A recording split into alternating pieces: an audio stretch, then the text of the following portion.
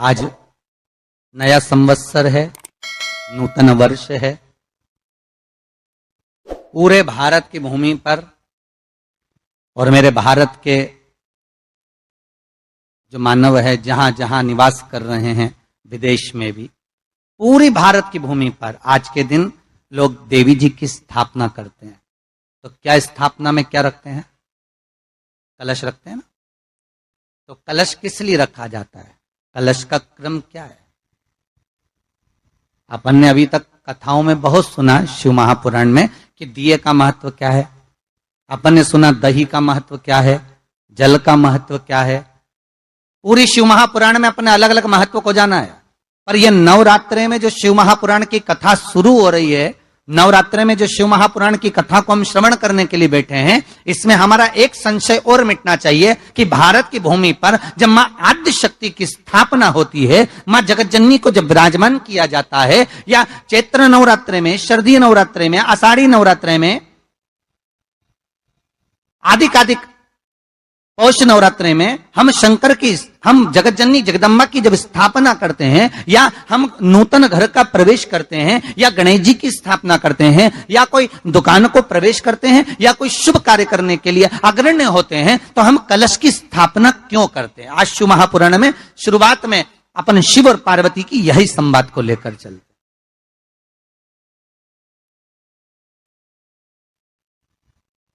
आखिर कलश में ऐसा क्या है? कलश के अंदर आखिर ऐसा क्या विराजमान है कि 33 कोटि देवता उस कलश के अंदर आकर बैठ जाते हैं? महाराज,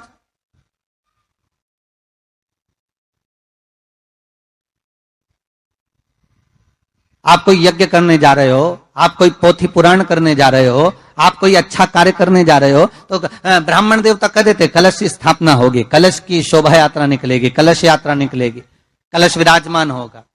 और आज हर की पौड़ी पर, प्रयागराज में, या उज्जैनी में, नासिक में जो बड़े बड़े कुंभ के मेले होते, कुंभ का मतलब भी तो कलश से होता है। उसकी महत्वता क्यों है? उस कुंभ की, उस घड़े की महत्वता कहां से प्रकट हो गई? शिव महापुराण की कथा कहती है महाराज, भगवान ओघड़दानी शंकर स्वयं आद्य शक्ति जगदम्बा से कहते हैं कि जगदम्बा तू क्या चाहती है बोल। तो जगत जननी जगदम्बा कहती है कि जहां मैं हूं वहां शंकर है। यह आपने कह दिया, पर जहां शंकर है वहां पार्वती का होना जरूरी है। उसके लिए सिद्ध करने के लिए एक स्थान ऐसा बनाया जाए जहां पर शंकर विराजमान है और शंकर के साथ पार्वती विराजमान है। तो शिव जी ने कहा, पार्वती, उसके लिए मैं तुझे एक सुंदर कलश का निर्माण कर देता हूं। दुनिया का रचनाकार, दुनिया की रचना करने वाले महाराज, संपूर्ण ब्रह्मांड की रचना करने वाले, जिनको भगवान शिव ने स्वयं ब्रह्मदेव से कहा है कि ब्रह्मा जी तुम सृष्टि खंड को आगे बढ़ाइए, सृष्टि की रचना करिए। और आज ही के दिन, यही चैत्रीय प्रतिपदा के दिन, यही इसको कहते हैं नया संवत्सर, नया वर्ष। हिंदू धर्म में क्यों कहा जाता है? आज ही के दिन ब्रह्मा जी ने महाराज सृष्टि की रचना करना प्रारंभ करा था। आज ही के दिन भगवान शिव और ब्रह्मा का संवाद हुआ था। सीधे भगवान शंकर ब्रह्मदेव के पास जाकर बोले थे, हे ब्रह्मदेव, आप सृष्टि की रचना करिए। तो ब्रह्मा जी ने पूछा था, सारे नक्षत्र आपने बनाए, सारे दिन आपने बनाए, सारी घड़ियां आपने बनाई, सारा पल आपने बनाया, मनुष्य की श्वास गिनती, काउंटिंग, अर्थात मनुष्य के शरीर की रोमावली, ये सब आपने निश्चित करी है। मनुष्य की कितनी धड़कन चलेगी, कितनी श्वास चलेगी, 21,600 श्वास जो मानव के शरीर से प्रतिदिन निकल रही है, 3.5 करोड़ रोम छिद्र जो मनुष्य के शरीर में बने हुए हैं, ये संपूर्ण बनाने वाले आप हो। एक एक घड़ी, एक एक पल, एक एक नक्षत्र, एक एक समय बनाने वाले आप हो।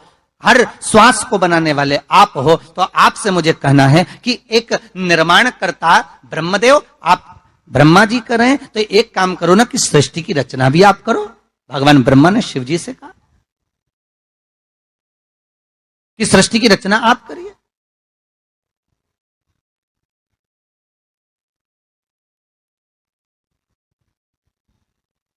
महाराज, भगवान ओघड़दानी त्रिकालदर्शी शंभु कहते हैं, मेरा कैलाशी मेरा शिव कहता है, नहीं नहीं नहीं, ब्रह्मदेव सृष्टि की रचना करने को तो हम कर दें, मना नहीं है, पर भगवान विष्णु की नाभि से आप प्रकट हुए हो। भगवान शेषनाग की सैया पर शयन कर रहे हैं, और भगवान जब शेषनाग की सैया पर शयन कर रहे हैं, उस शेषनाग की सैया से सोते हुए भगवान ने अपने नाभि कोश से आपको प्रकट करा है कमल के पुष्प के ऊपर।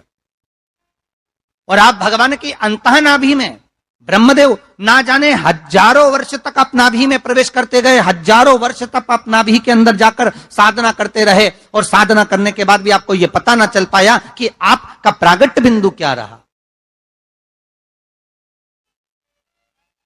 ब्रह्मदेव सृष्टि की रचना आप करिए।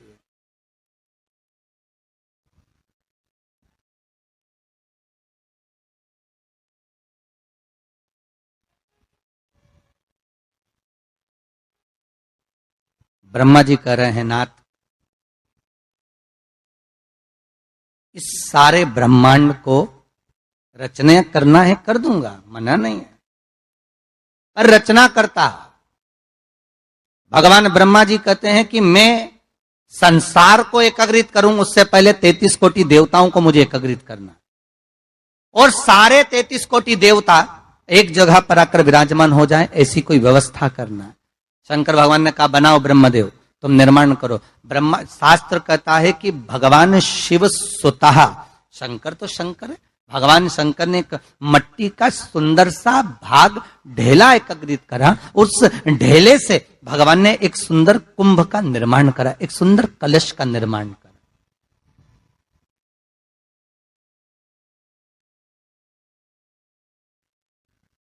देखिए कितनी सुंदर कथा है। अगर आप लिंग पुराण में इस कथा को निकालोगे तो एक आनंद की अनुभूति और होगी। अगर किसी के मन में संशय हो कि यह कथा कहां से ली गई है, तो लिंग पुराण में से आप इसको निकालिए।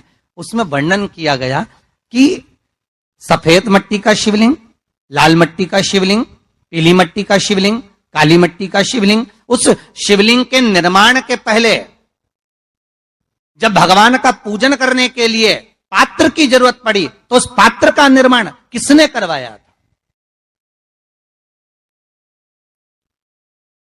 और सबसे पहला पात्र निर्मित, सबसे पहला पात्र का निर्माण, ये तांबा, सोना, चांदी, पीतल, इनके पात्र तो बाद में बने साहब। सबसे पहला पात्र बना ही काय का था?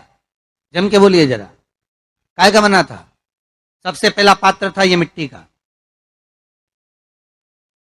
आज भी हिंदू धर्म में भले तुम्हारे घर में सोने के कलश हो, भले चांदी के कलश हो, भले तुम्हारे घर में पीतल और तांबे के पात्र रखे हो, पर आज भी अगर ब्राह्मण कहेंगे कि हमें कोई यज्ञ करना है, अनुष्ठान करना है, हमें ये स्थापना करना है, तो ब्राह्मण एक ही बात कहेंगे कि तांबा, पीतल, चांदी के हमें पात्र नहीं चाहिए। ब्राह्मण कहेगा मैं मिट्टी के कलश लाकर रखो।